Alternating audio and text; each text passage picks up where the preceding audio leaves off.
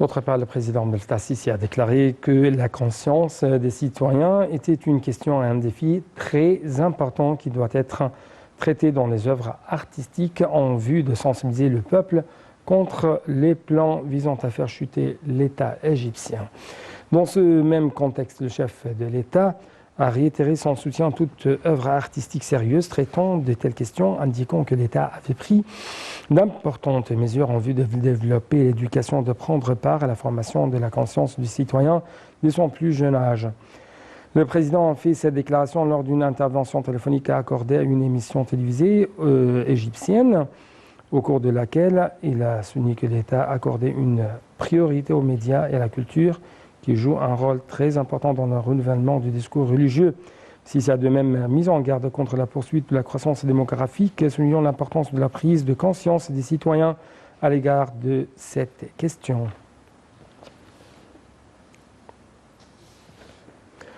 Le président Abdel Fattah el-Sisi enjoint de redoubler d'efforts pour développer le secteur minier en Égypte, en intégration avec la vision de développement stratégique de l'État, et de gérer l'ensemble du système au niveau administratif et financier, y compris le contrat avec des partenaires étrangers,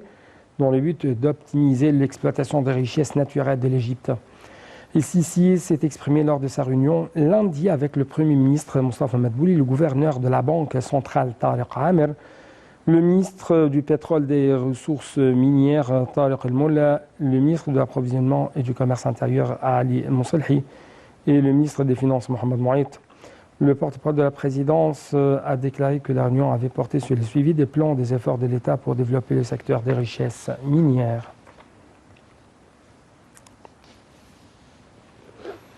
Sur le plan diplomatique, le ministre égyptien des Affaires étrangères, Sameh Shoukry, a affirmé la pleine solidarité de l'Égypte avec le gouvernement, le peuple soudanais, après les inondations qui ont frappé plusieurs États soudanais. Lors d'un appel téléphonique avec son homologue soudanaise, plus sa homologue soudanaise, Mariam As-Sadiq Al-Mahdi, Shoukry a discuté de la volonté des deux pays de renforcer leurs relations bilatérales. Les deux hauts diplomates ont abordé de nombreuses questions dans le cadre d'une unité de vision sur toutes les questions d'intérêt commun. Sur le plan africain, le ministre des Affaires étrangères, Sameh Shoukry, et son homologue burundais ont affirmé leur souci de continuer à développer les relations bilatérales entre deux pays d'une manière qui favorise une action commune. En fait, lors d'un appel téléphonique, les hauts diplomates ont déclaré qu'ils souhaitaient continuer à faire avancer la voie de la coopération entre l'Égypte et le Burundi dans divers domaines. Les ministres ont affirmé l'importance de poursuivre la consultation entre les deux pays pour coordonner les positions sur les questions régionales d'intérêt commun.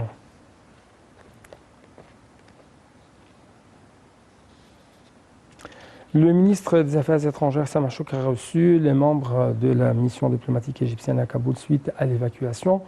des ressortissants égyptiens d'Afghanistan qui sont entrés lundi soir au pays au bord d'un avion des forces armées égyptiennes selon la directive du président Abdel Fattah el-Sisi.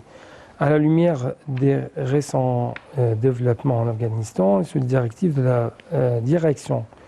politique, le ministre des Affaires étrangères a travaillé sans relâche pour suivre de près et prendre toutes les mesures afin d'assurer la sécurité et le retour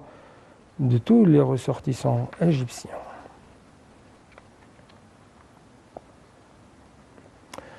En fait, selon les directives toujours du président Abdel Fattah el-Sisi, un avion militaire a atterri à l'aéroport du Caire avec à son bord 43 Égyptiens rapatriés de Kaboul en Afghanistan. Parmi les rapatriés, le personnel de l'ambassade d'Égypte à Kaboul et des chefs religieux d'Al-Azhar. Dans leur arrivée, les Égyptiens rapatriés ont apprécié les efforts déployés par le président Abdel Fattah el-Sisi et ont renouvelé le remerciement pour le président en soulignant que sans le soutien du chef de l'État et sans le suivi de leur situation en Afghanistan, ils n'auraient pas pu regagner le Caire. Les explications tout de suite.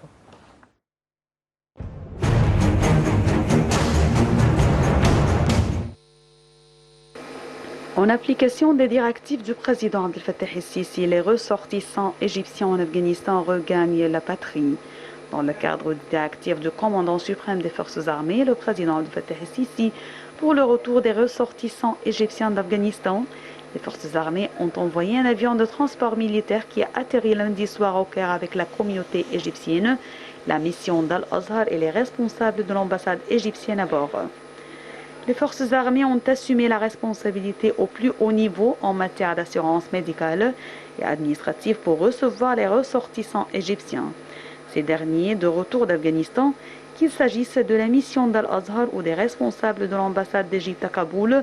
ont hautement apprécié les efforts du président Abdel Fattah el-Sisi jusqu'à leur retour sain et sauf dans leur patrie. Ils ont déclaré que les directives du président Sisi étaient claires pour garantir le retour des 43 membres de la communauté égyptienne après qu'ils aient été rassemblés afin qu'ils puissent retourner en Égypte en toute sécurité. Les Égyptiens retournant d'Afghanistan ont réitéré leur remerciement au président Sisi pour cet effort, soulignant que sans le soutien du président, nous n'aurions pas pu rentrer en paix et sécurité. Cela vient après la situation tendue en Afghanistan et la demande d'un certain nombre d'Égyptiens là-bas de retourner à leur patrie, ce qui confirme l'intérêt qu'accorde l'État égyptien à ses ressortissants à l'étranger et la fourniture d'une protection pour eux n'importe où.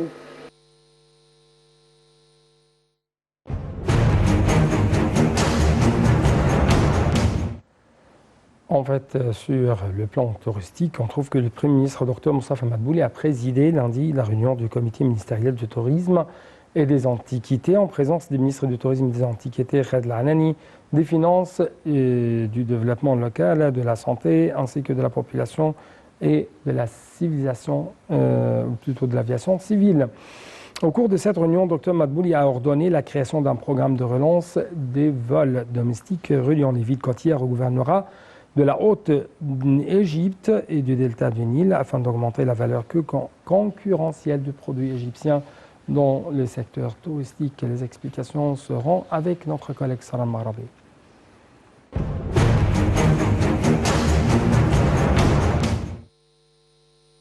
Le Premier ministre Moustapha Madbouli a ordonné la création d'un programme de relance des vols domestiques reliant les villes côtières au gouvernorat de la Haute-Égypte et du delta du Nil afin d'augmenter la valeur concurrentielle du produit égyptien, soulignant le souci de l'État de propulser le secteur du tourisme afin de contribuer à maximiser les revenus en promouvant les destinations égyptiennes pour augmenter le mouvement du tourisme à destination du pays. Le chef du gouvernement a présidé lundi la réunion du comité ministériel du tourisme et des antiquités, en présence des ministres du tourisme et des antiquités Khaled El-Anani, des finances Mohamed Maït,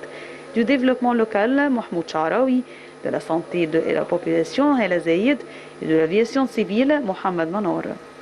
Au cours de la réunion, M. El-Anani a évoqué les campagnes de marketing visant à promouvoir les destinations touristiques égyptiennes, dont la campagne L'Égypte aux yeux des ambassadeurs de l'Union européenne, qui comprend plus de 20 courts documentaires publiés pour promouvoir les sites touristiques et archéologiques sur les réseaux sociaux. En plus de conclure un contrat avec une alliance canado-anglaise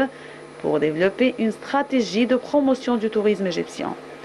Le ministre du Tourisme a également évoqué les efforts de transformation numérique dans ce secteur vital, notamment l'ajout du service de visa touristique électronique pour 28 nouveaux pays, portant le nombre total à 74 et le lancement d'une application électronique pour mesurer le niveau de satisfaction des touristes dans les aéroports égyptiens.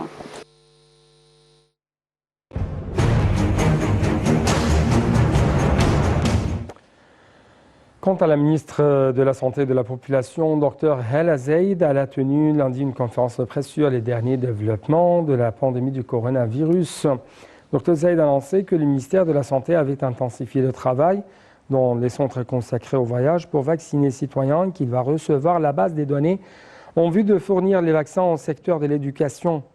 La ministre a ajouté qu'une coordination était en cours avec les universités en vue de fournir les vaccins nécessaires, indiquant que le ministère de la Santé s'est engagé à offrir des passes sanitaires électroniques aux citoyens vaccinés. Dr Zayed a poursuivi que le Premier ministre Dr Moustapha Madbouli avait donné ses directives pour vacciner les employés des appareils de l'État contre le coronavirus, que le gouvernement a accordé une grande importance à la vaccination du plus grand nombre des citoyens. Elle a ajouté que l'État œuvrait également à vacciner les travailleurs dans tous les secteurs de la République, comme une étape importante dans la lutte contre cette épidémie et la réduction des risques d'infection, soulignant que continuer à suivre les mesures de précaution, de prévention était une nécessité pour que le virus ne se propage pas.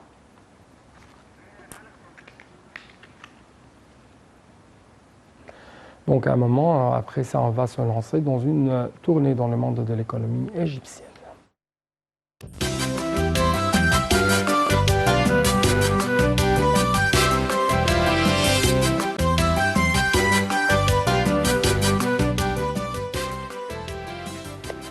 Donc l'Égypte entre sur le marché des soukouk souverains. C'est le grand titre, mais les explications tout de suite. Le ministre des Finances Mohamed Moït a indiqué que l'Égypte s'apprêtait à émettre les premiers soukouk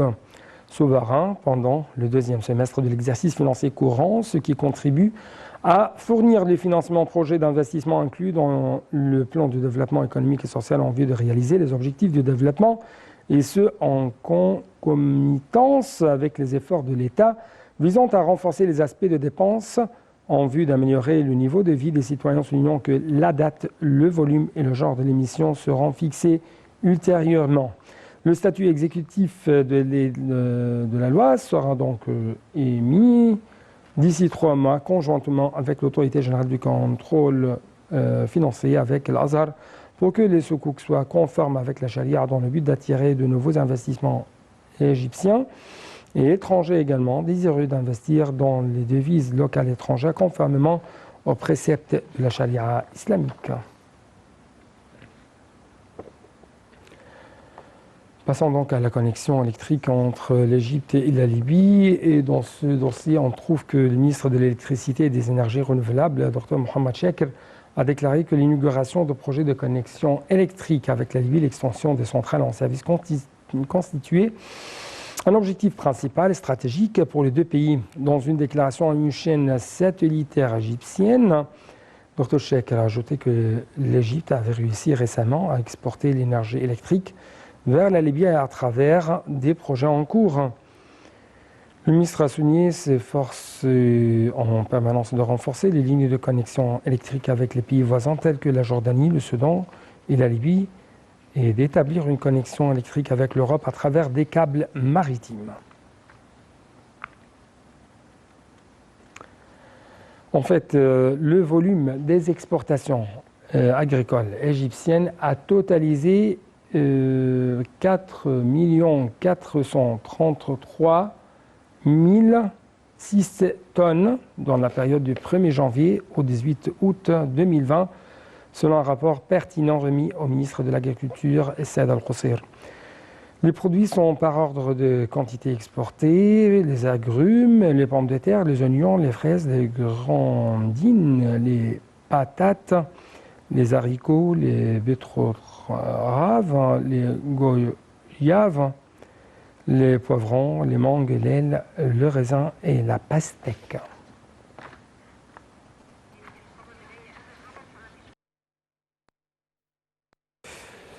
On va donc terminer cette édition par une nouvelle touristique.